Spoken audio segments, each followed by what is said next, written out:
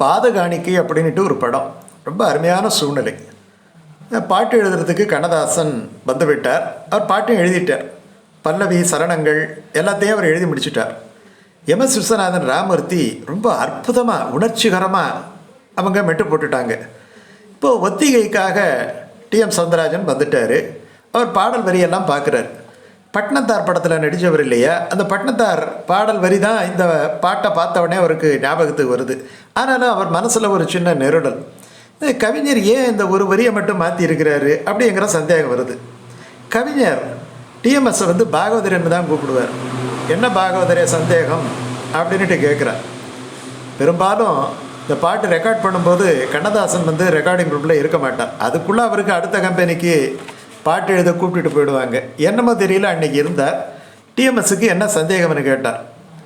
என்ன சந்தேகம் டிஎம்எஸ்ஸுக்கு வந்தது தெரியுமா? இதோ அவரே அதை சொல்கிறார், கேட்போமே. இந்த பாடல் பட்டினத்தாருடைய வாசகத்திலிருந்து கவிஞர் கண்ணதாசன் அவர்கள் அந்த கருத்தை வைத்துக்கொண்டு இந்த பாட்டை எழுதியிருக்கிறார்கள். இதில் கவனிக்க வேண்டிய விஷயம் ஒன்று இருக்கிறது. அத்தமும் வாழ்வும் அகத்து மட்டே, விடி அன்பொழுக மெத்திய மாதரும் வீதி மட்டே, விம்மி விம்மி இரு கைத்தலம் மேல் வைத்தழும் மைந்தரும் சுடுகாடு மட்டே, பற்றி தொடரும் இருவினை புண்ணிய பாபமே. இவர் இதெல்லாம் சொல்லிவிட்டாரு. முதல்ல எல்லாத்தையும் சொல்லி பற்றி தொடரும் இருவினை புண்ணிய பாபமுமே அதை மாத்திரம் அவாய்ட் பண்ணிக்கிட்டாரு.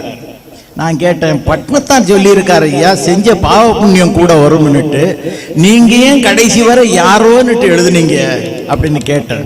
அதற்கு அவர் பதில் சொன்னார், அந்த வார்த்தையை சொல்வதற்கு அருகதை பட்டினத்தானுக்கு தான் உண்டு, எனக்கு இல்லைன்னார்.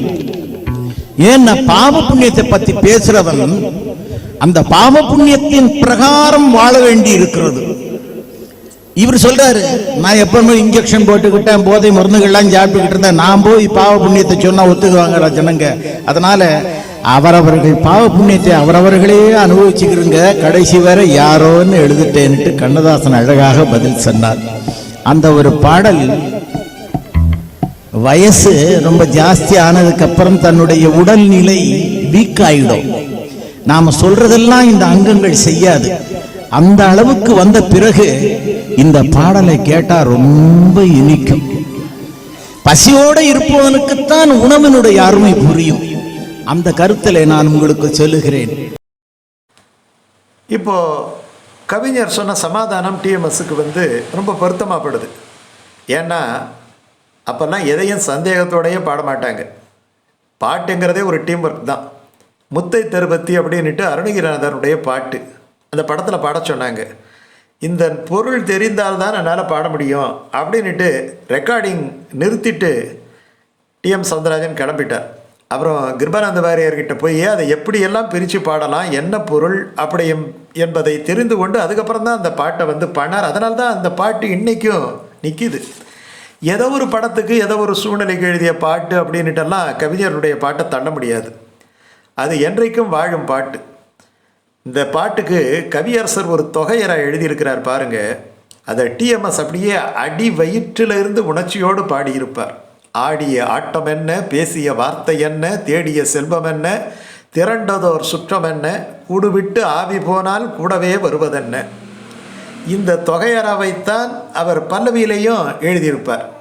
இந்த முதல்ல இந்த தொகையரா எவ்வளோ அற்புதமான தொகையரா தெரியுமா? இதோ பாதகாணிக்கை என்ற படத்தில் வீடு வரை உறவு, வீதி வரை மனைவி, காடு வரை பிள்ளை, கடைசி வரை யாரோ. ஆடிய ஆட்டம் என்ன, பேசிய வார்த்தை என்ன, தேடிய செல்வம் என்ன, திரண்டதோர் சுற்றம் என்ன, கூடுவிட்டு ஆவி போனால் கூடவே வருவதென்ன, என்ன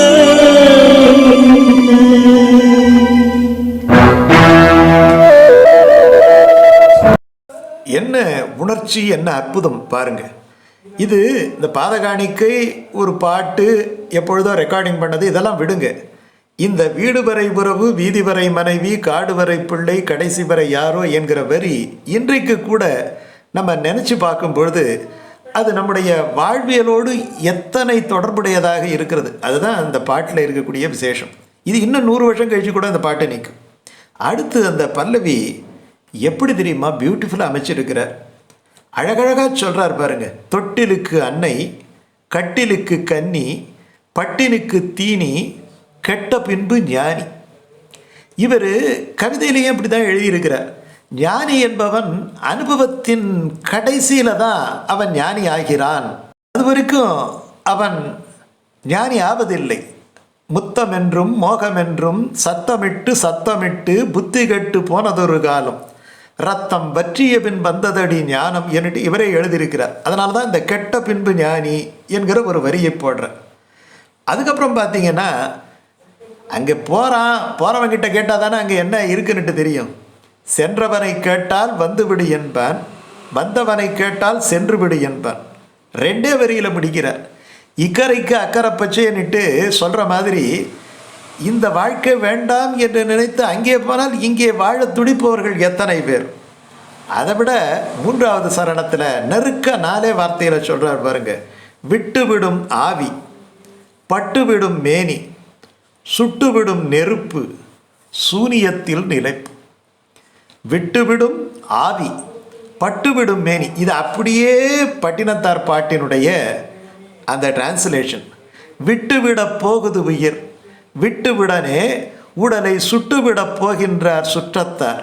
பட்டது பட்டென்று எந்நேரமும் ஏற்றுங்கள் போற்றுங்கள் சொன்னேன் இதுவே சுகம் அப்படிங்கிற வரியத்தான் விட்டுவிடும் ஆவி, பட்டுவிடும் மேனி, கீழே விழுந்து விடுமா இந்த உடல். அப்புறம் என்ன பண்ணுவாங்க, கொண்டு போய் நெருப்பில் வச்சு சுட்டுடுவாங்க. சுட்டுவிடும் நெருப்பு, இந்த உடலை பொசுக்கி விடும் நெருப்பு. அப்புறம் என்ன, சூனியத்தில் நிலைப்பு.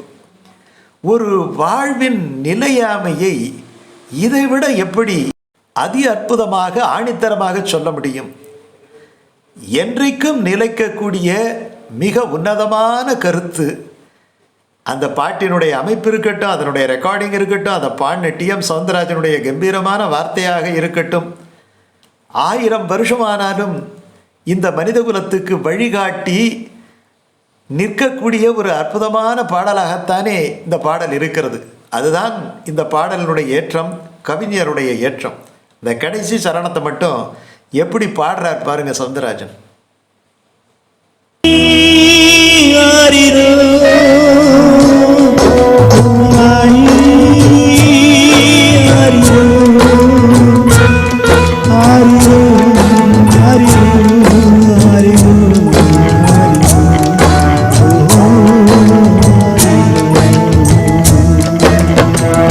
தொட்டிலுக்கு அன்னை, கட்டிலுக்கு கண்ணி, தொட்டிலுக்கு அன்னை, கட்டிலுக்கு கண்ணி, பட்டினிக்கு தீனி, கெட்ட பின்பு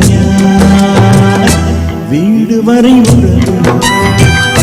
வீதி வரை மனைவி, பாடுவன் பிள்ளை, கடைசி வரை யாரோ, கடைசி வரை யாரோ.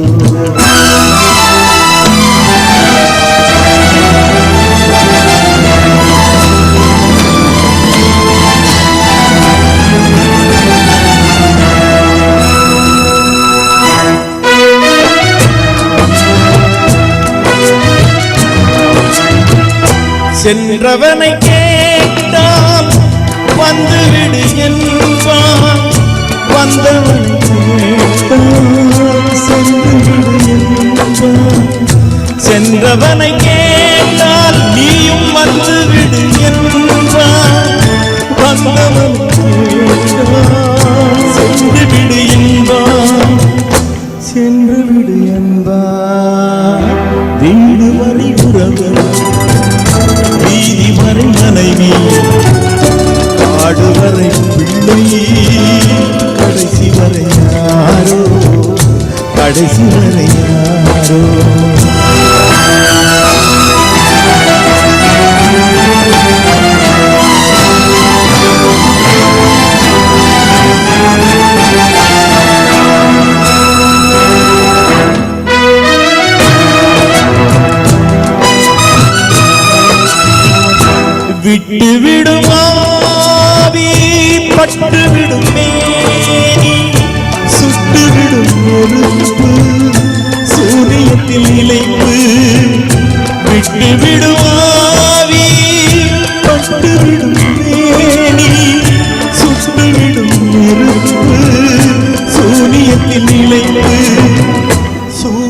வீட்டில் இழைப்பு, வீடு வரை உறவு, வீதி வரை மனைவி, காடு வரை பிள்ளை, கடைசி வரை யாரோ